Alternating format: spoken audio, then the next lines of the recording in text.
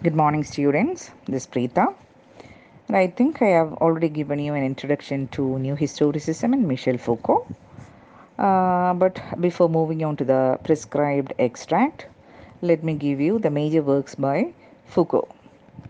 The first one is Madness. The first major work is Madness and Civilization, A History of Insanity in the Age of Reason, 1860.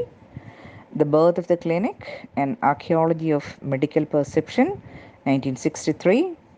The Order of Things in Archaeology of Human Sciences, 1966. The Archaeology of Knowledge, 1969. Discipline and Punish, The Birth of the Prison, 1975. The History of Sexuality, The Will to Knowledge, 1976. The extract you have to study, that is the Unities of Discourse, is the first chapter of the second part of Michel Foucault's Archaeology of Knowledge.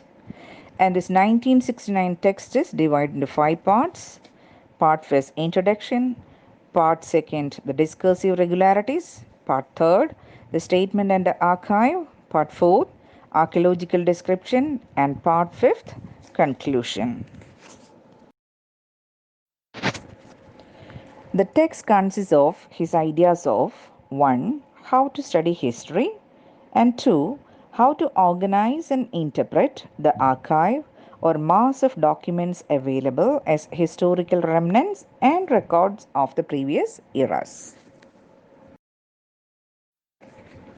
The text can be considered as a methodological and historiographical treatise on epistemes, that is, systems of thought, and discursive formations, that is, knowledge systems, which are governed by certain rules or certain unspoken assumptions, but they are not the common grammar rules and the syntactical rules, but something beyond them, beyond grammar and beyond logic.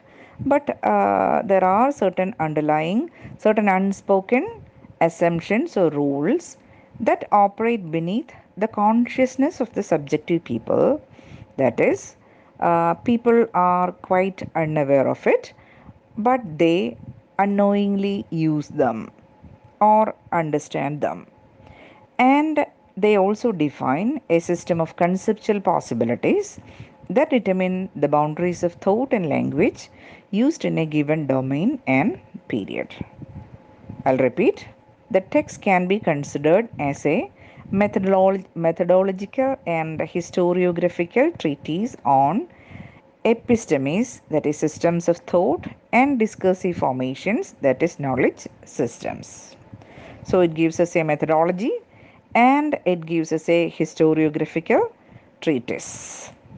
And it actually says that there are certain unknown, unspoken rules or assumptions that actually operate beneath the consciousness of individuals, the subjective individuals, defining a system of conceptual possibilities that determine the boundaries of thought and language used in a given domain or period. Foucault uses an analytical method, namely the archaeological method, which he implicitly practiced in a series of historical studies written earlier in the 1960s.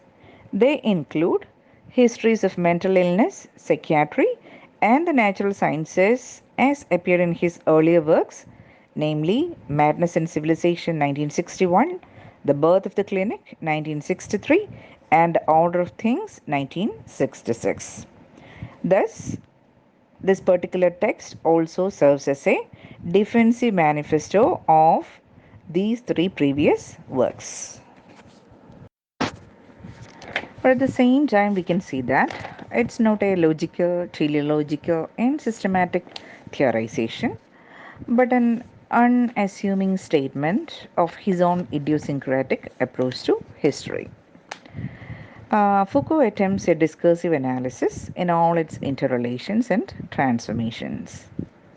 And this particular text, that is Archaeology of Knowledge, may also help us understand his later historical works. we have actually seen that it acts as a sort of interpretation or a defensive manifesto upon his previous works, and it also serves as a helping guide to understand his major later historical works. And in his attempt, he actually makes use of philosophy, sociology, phenomenology, and history of ideas in doing history.